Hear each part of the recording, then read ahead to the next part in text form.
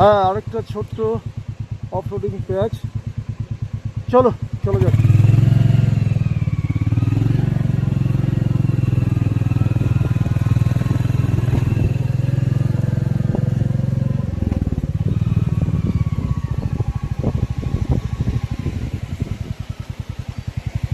একটা ঝর্ণা দেখা যাচ্ছে, একটু আগে আমরা ঝর্ণার জল খেয়ে এলাম।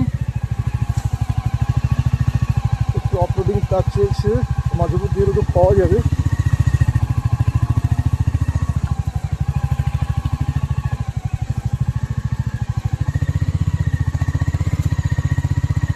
Fine, Gio. Shantanu, first time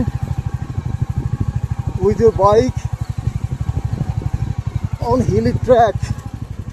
তাও এরকম অফরোডিং প্যাচ ফাটিয়ে দিয়েছো, বাহ ফাইন।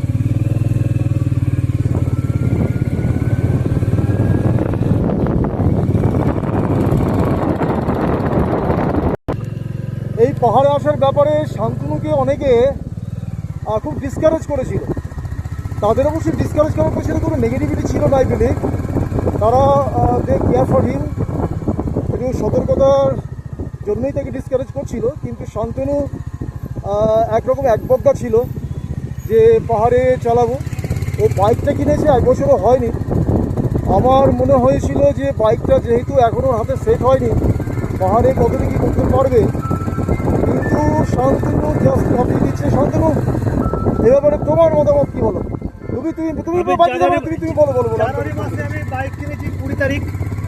দাদার সাথে আমি যাবো বলেছিলাম, দাদা ভয় পাচ্ছিল, এবং চলুন যাওয়া হবে।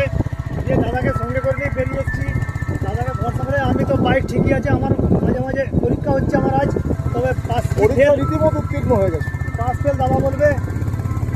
একদম একদম, খালি তাই না, আমাকে পিলিয়ন নিয়ে চালাচ্ছে, মানে আমি পিলিয়ন এসেছি আজকে। ও আমাকে সকালে ভরসা দিয়েছে, ডোন্ট ওয়ারি দাদা, পিলিয়নে চলুন, একসাথে বাইক রাইড করবো। আর এই ভিডিওটা করতে পারছি পিলিয়ন আছি বলে, তাই।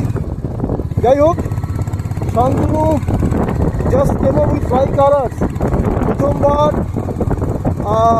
রয়্যাল এনফিল্ড মেটিওর 350 নিয়ে 1 বছরের মধ্যে বাইক কেনার, 1 বছরের মধ্যে পাহাড়, তাও আবার গ্যাংটক। এবার গ্যাংটক থেকে বেরিয়ে আমরা রুম থেকে ঘুরে এখন যাচ্ছি বাকথাং ফলস। একটু আপডেট লোকেশন, সবাই তো ওটা যায় না, মানে তেমন গাড়ি ঘোড়ার ভিড় দেখতে পাচ্ছি না। রাস্তাঘাট একটু নির্জনই বলা যায়। এখনও পর্যন্ত একটা গাড়িও আমাদেরকে ওভারটেক করেনি, তাই তো? তো দেখা যাক। আজকে 13 মে 2026, থার্সডে। হালকা বৃষ্টি হচ্ছে। বৃষ্টি মানে মেঘের মধ্যে দিয়ে যেতে গেলে যেটা হয়, কি ঠিক বৃষ্টি কি বলা যায় কিনা জানি না। যাই হোক,